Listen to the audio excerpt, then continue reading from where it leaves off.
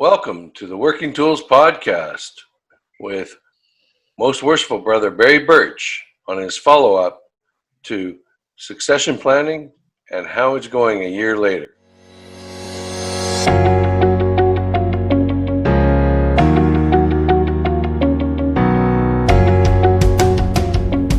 Ladies and gentlemen, brethren all, welcome to the Working Tools Podcast, a casual conversation around Freemasonry. First, it's important to note that our opinions and thoughts are our own and do not reflect those of our Grand Lodge or respective craft or concordant bodies. Please connect with us and ask questions, either here on YouTube or on our Facebook page. We'd also appreciate a thumbs up and especially any comments on our videos.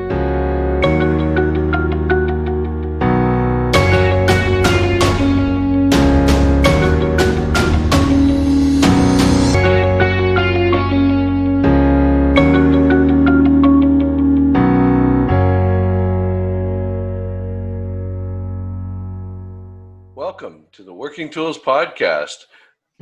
I'm Worshipful Brother Stephen Chung from Kelowna, British Columbia. With me tonight is Brother Connor Massey from Victoria, British Columbia. And from Washington State, we have very worshipful Brother David Colbeth and very worshipful Brother Matt Appel, the current District Deputy.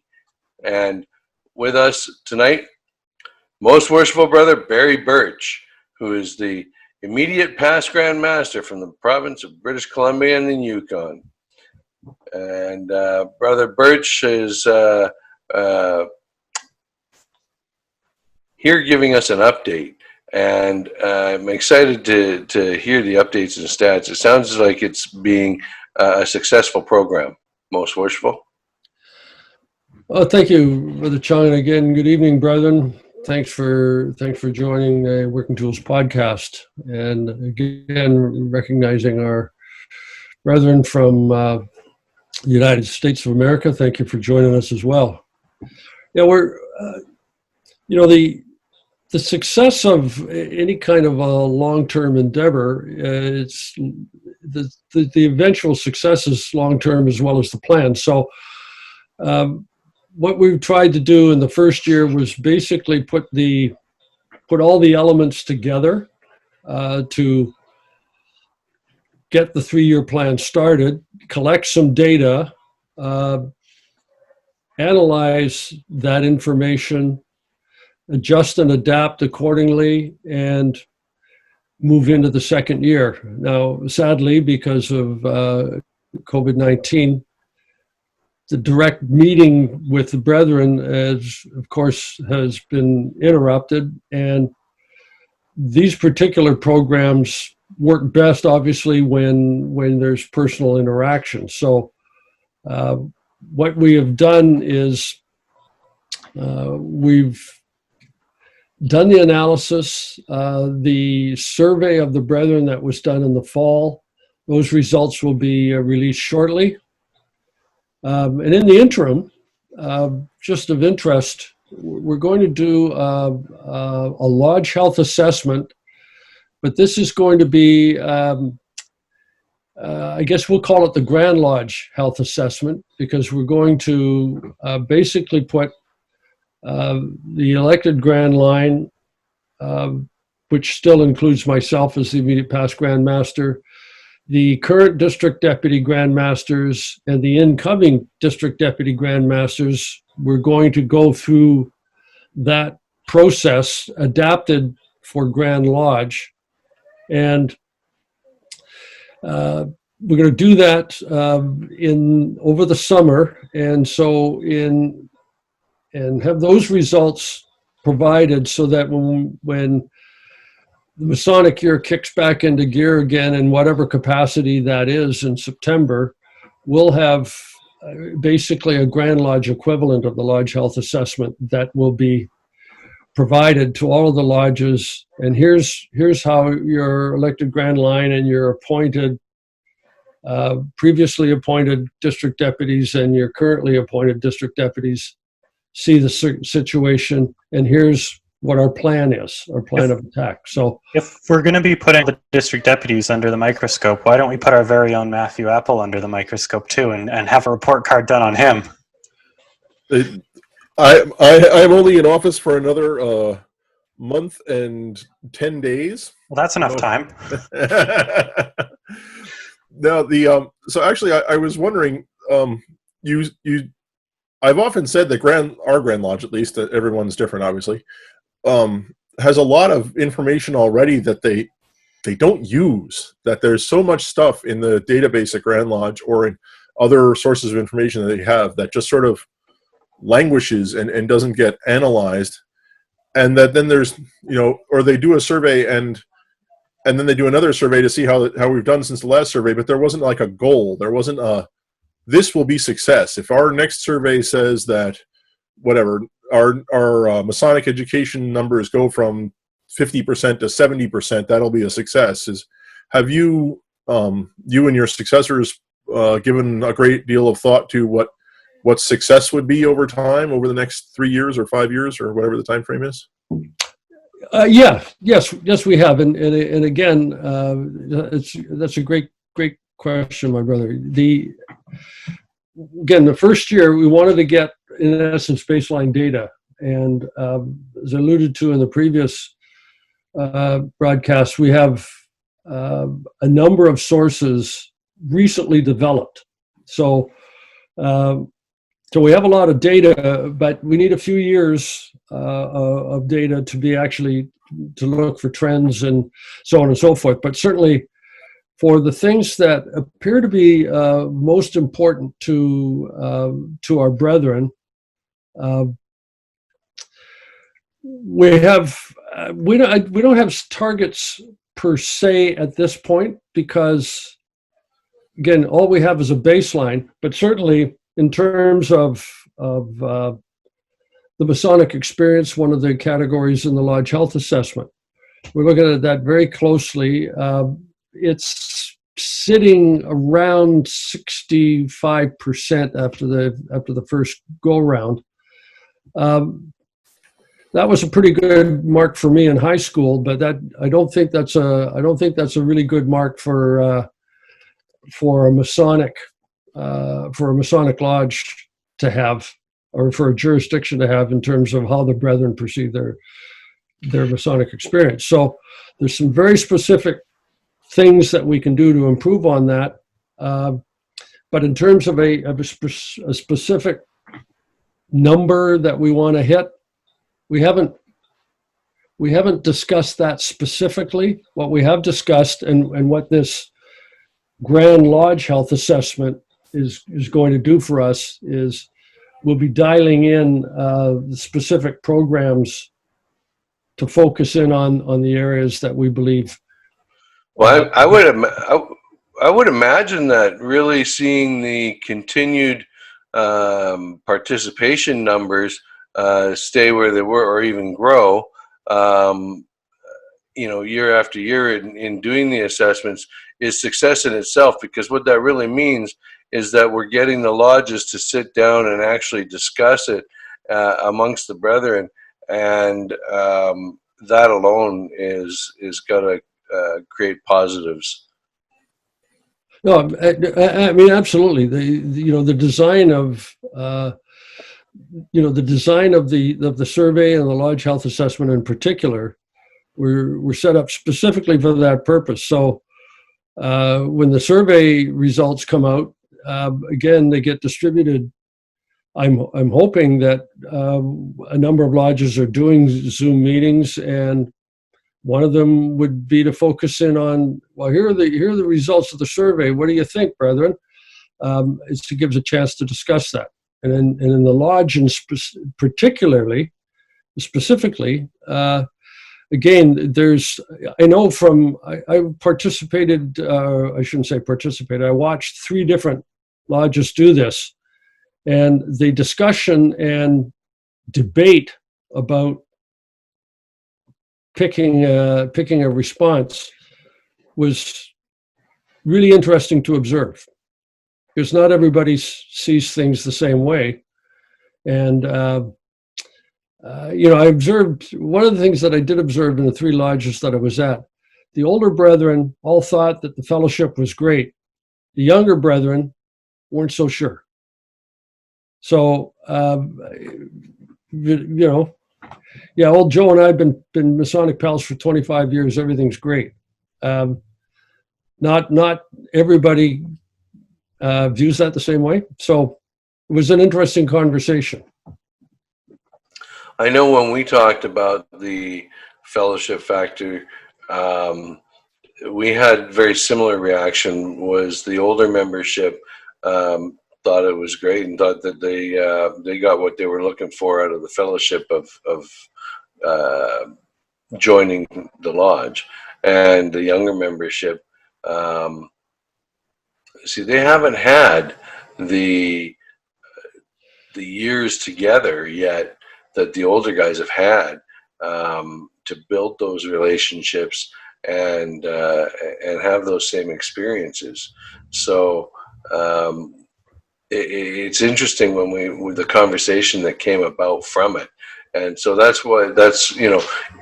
it spun off. For example, us trying to do more events with the spouses and the families outside of our lodge nights in order to facilitate more of what those guys were looking for. Yeah. Well, again, the design, these are very, very cleverly designed to, when this thing is done properly and facilitated properly, the discussion is way more valuable than the results in the end, because brethren now start to see each other's point of view a little bit more. So, this is interesting because I've done a lot of research prior to running for the Grand South, and because I was always been interested in the craft and how we could try and make it better.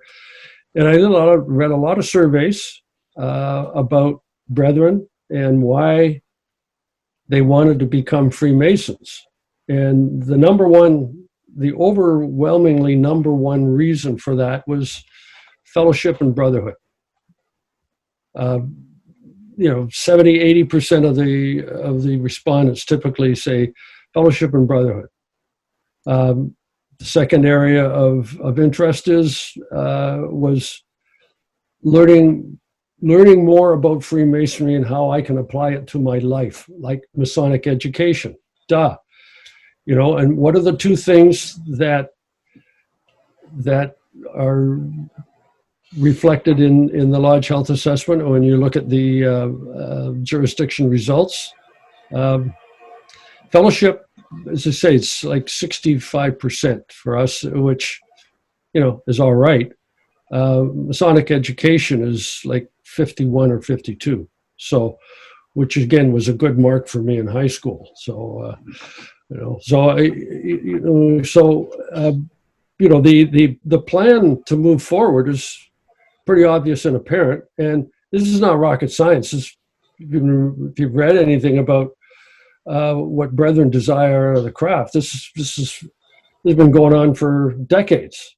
So, part of the challenge is, all right, we need to improve our Masonic education. So what could we do to make it better? Well, go to the Successful and Best Practices site on the British Columbia Yukon website, and you will see examples of lodges that their brethren say they do a really good job in Masonic education. So here are some examples, very specific things you can do. So you mentioned that that best practices section on the website. Has that actually grown in the past year? Have a lot of people submitted more and more of their stories and experiences that are helping them grow? We've gotten a few. Obviously, because we haven't been meeting for some time now. A lot of that stuff has dried up. I was hoping I was hoping that we would have had the Lodge Health Assessment results the second time about this time, and that was going to be what I was going to do is update that section prior to the Grand Lodge communication. So I actually oversee that. So when you go on the web page and it says send your suggestions to successful and best practices, blah blah blah blah, that actually comes to me, and I review them and. Well, I just finally found it on the site, and I can tell you it's grown dramatically, because when I first found it, there was only 4 items on there, and I think there's more like 20 something on here now. So I think that's fantastic. And it looks like some pretty good labels up there too. So that's great. Oh yeah, good. Well, I mean, again, that's based on the best practices as identified by lodges through that lodge health assessment. So again, you get data that indicates strengths and weaknesses. And the third part to that process, and I didn't allude to it until earlier, but there's a strategic planning process that accompanies this, which went out to all the lodge secretaries. So you get your results, you see some areas that need some work. How do we go about building a plan that can get us the results that we want? Well, here are 3 different options that you can use, planning processes, if you will. So that was the third part of that. And again, in the summary that came out of the 2019 survey of the Brethren, something like 30 some odd % of the Brethren knew about the fact that there was a planning process. So 70% of the Brethren in that survey had no idea that there was a process, and all that was sent out. So there's some communication gaps here that need to be improved upon, so that we're sure that Brethren are getting the information. Because Brethren that I've talked to and that DDGMs have told me about, were when they participated with this, they really liked it. They thought it had value, gave them greater insights.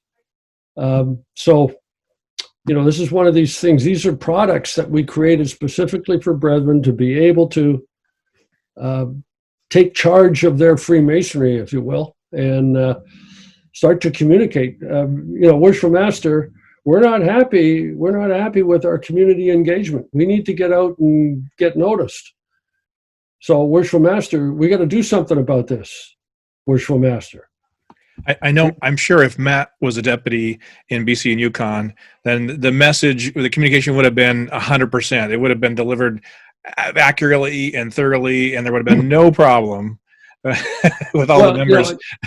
Actually, your Grand Master was telling me about the neon signs that he personally paid for. Yes. Over the lodges in his district. So only District 2. Yes. Only. Oh, sorry, Matt.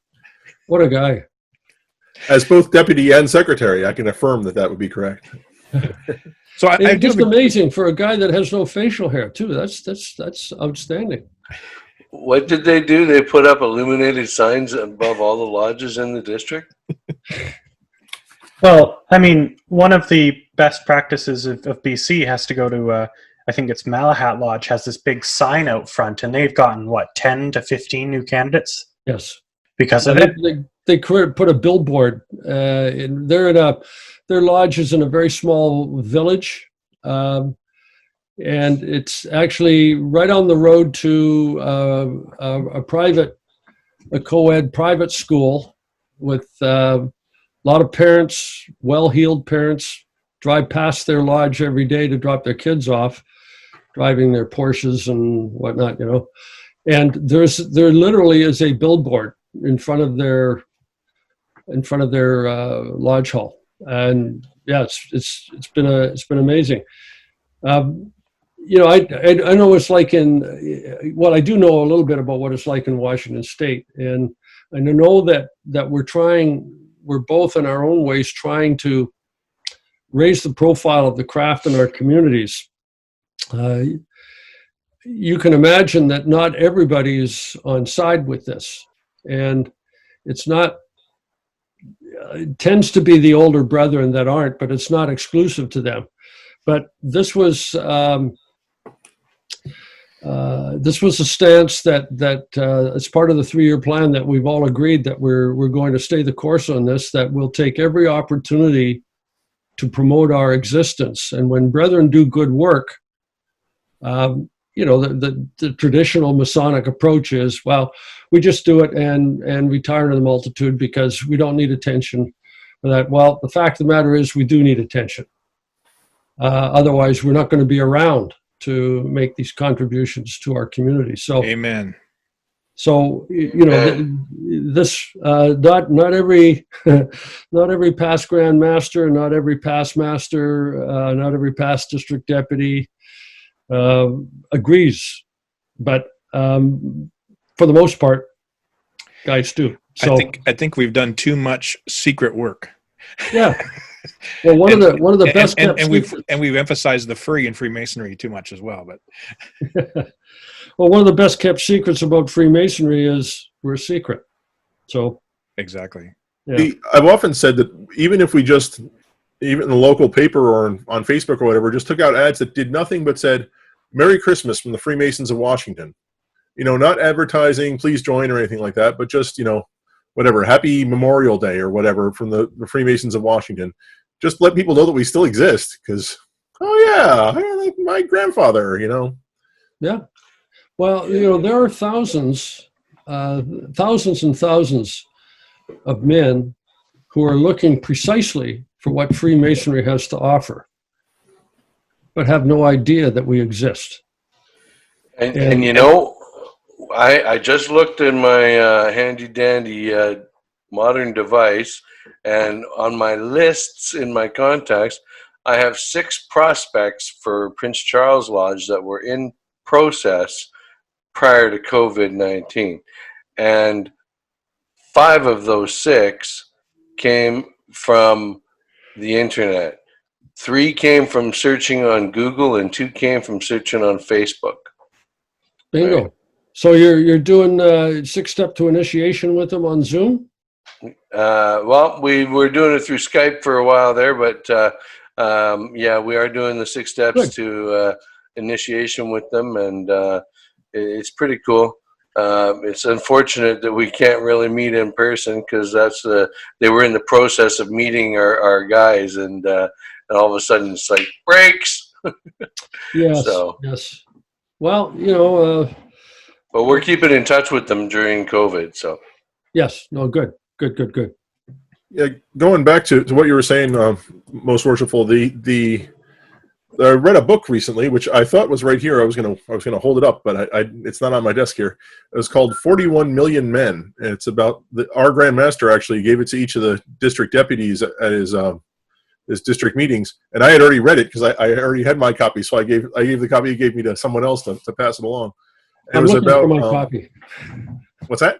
I'm looking for my copy, but yes, 40 million millennials, yes. Yeah, exactly. It's about the millennials and the generation of men that are coming of age now, and sort of what they expect and what Masonry can be for them.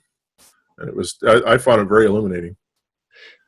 Yeah, it's a pretty well. I mean, we're the beneficiaries. We know the effect that Freemasonry's had on us, and how it's made a difference in our lives, and how we've internalized the principles of the craft and try to live them every day. And the results, generally speak for themselves. So, I find it frustrating that there are, again, thousands of men who are looking for this, and we really have to raise our profile. I mean, I can give you a really good example here. My daughter's partner,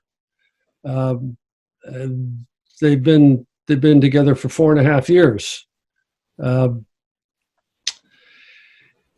She went through Job's Daughters. I mean, I'm a master Mason. So he was well aware of all of this, and so it was only a year and a half ago where he finally said, "What do I need to do to become a Freemason?" I was getting ready to get the cement shoes for him and drop him off in the harbor. But he didn't know what he needed to do to become to make that step. So, I mean, this is as close as it can get for me. I mean, I think that's one of the strong myths of Masonry, is the idea that we're not supposed to recruit. I get that you're not supposed to twist a guy's arm. I don't know the ritual in Canada, and I know you do like 16 different rituals there, but sorry, Steve, sorry, Connor, but in general, I believe there's one question, and I assume it's very similar when the candidate is at the door and his first entry to the door, there's a question asked of him. And I know I can't talk about it here on the show, but there's a question that's asked. And if you look at the ritual, he's just about to do something at the door, and they ask him a question. And if he can answer that question truthfully from his heart, and then he's not being coerced. And I think you can do you could do basically anything to encourage a man to join Masonry, as long as that question is answered accurately and honestly at the door. So I shared experience before at Lodge Leadership Retreat. As a matter of fact, 4 or 5 years ago, when I was there on a secret mission for long range planning, I sat at a table and I was asking questions of the guys that were there. And there was a middle-aged man there, and probably in his late 40s, early 50s. And I guess that makes me middle-aged. He was talking about I asked everybody, I said, how long have you been a Mason? When did you join? How did you hear about it? And when it got to him, he said, well, my dad's been a Mason. My uncle's a Mason for as far as I can know. Since I was a kid, I would watch them, and they lived in a rural area on a farm, basically. He would watch his dad and his uncle come in out of the fields and get dressed up in a suit and go away for 20, 25 years, and didn't know to ask, just like you said. And finally, he found out or figured out that he had to ask. And his dad said, well, it's about time. It's the old standard. It's about time. Well, if he had known what relationship he's missed, 20, 25 years of tight woven brotherly. I mean, I know there's family friendship and family development there, but there's another level in Masonry that you could bring together. And it's such a shame. It is such a shame. Mm-hmm. Mm-hmm. Yep. Well, and I think part of that is actually the Masons not talking about Lodge at home. There's no reason we can't talk about Lodge and the things that go on as far as the fellowship we experience and so on. My wife wishes I would shut up about it, but Yeah, exactly, right? So the more people the more we openly talk about it, I think is also key. On the topic of talking about it at home, whilst I don't have a wife, I do have a roommate, but it's really hard to come and visit me and not know about Freemasonry, because I have 9 certificates just behind my screen here of all the different concordant bodies and lodges that I'm a member of. And my apron case is usually it's sitting right here next to me, and it's usually open, so you can always see my apron when you walk into the house. So it might be more difficult to not know about Freemasonry if you're friends with me, but Well, again, you're absolutely right.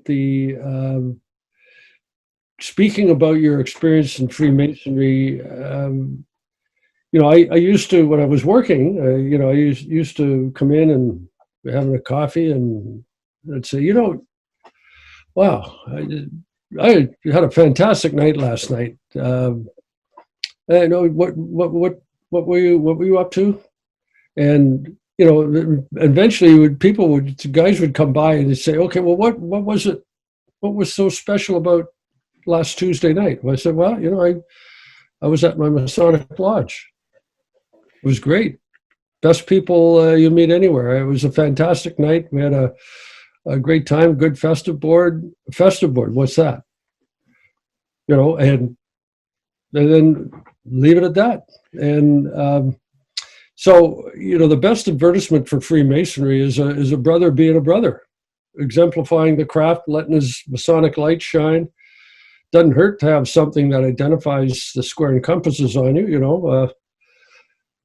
Matt, I think a square and compasses tattoo right in the middle of the forehead, I think it'd be perfect. I've got quite a bit here, not as much as Steve maybe, but Yeah. I've often said actually I think I've said it here before, one of the best advertisement for Freemasonry is some guy saying to another guy, hey, you want to go out for a beer after work? And him saying, no, I can't, I'm going to lodge tonight. And that's a priority that he has, and it's something important to him, and that he conveys that to his fellow men. I think we are nearing the end of our show tonight, and I believe, is it Dave has one more question for you, Most Worshipful Brother? Sure. Well, it was not so much of a question. It's actually more of a question for Masons in general. Although it's a nice cross-border situation, our Grand Master was up in the wintertime here visiting, I don't know if it was January, February. He was visiting one of the lodges in British Columbia, Yukon. And the Grand Master, Most Worshipful Franklin, I believe, prior to closing the lodge, posed these 7 questions. And it kind of is a nice little long-range planning, if you will, or a check for members of your lodge. These 7 questions. Number 1, suppose your lodge was limited to 25 members. Would you be in or out? Number 2, suppose you had to run for membership as a candidate runs for office. Would you win or lose? Number 3, suppose your membership was for 1 year only, and then you had to be reelected depending on your service. Would you be reelected? Number 4, suppose you were called upon to explain why you should be retained. Do you have a record of service to help in your defense? Number 5, suppose every member did as you were doing. Would your lodge be the most active one around, or would it disappear into obscurity? Number 6, suppose you were charged with being a member. Would there be enough evidence to convict you? Yes. Well, I'm screwed. And number 7, suppose a young man was asked you what Freemasonry is and what it's about. Could you answer him? Do you have your 30-second commercial ready? All phenomenal questions. And you know what? The coolest thing is, I look on the screen and I think every single one of us qualifies.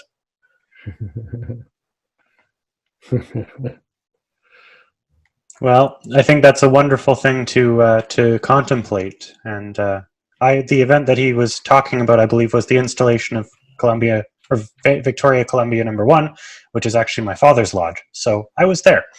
But I do believe that we are coming to an end of our show tonight. So I'll hand it over to my colleague, Steve Chung. All right. Well, I'd like to, again, extend our gratitude for you making the time to come on here and join us, Most Worshipful Brother Burch. We always enjoy your company and your knowledge and your life experiences. And we, of course, invite you back if there's another topic you'd like to talk about. We most happily have you back and throw you on the schedule when it's convenient for you. And so I know that our brothers down south there in Washington, they'll get sharing this episode when it launches, and we'll get sharing it across the net. So hopefully it has a good impact for a long time to come. Thanks again, Most Worshipful Brother Burch, for your update and continued support as well. Great. Thank you. Thank you, brother. The Working Tools podcast had another awesome episode.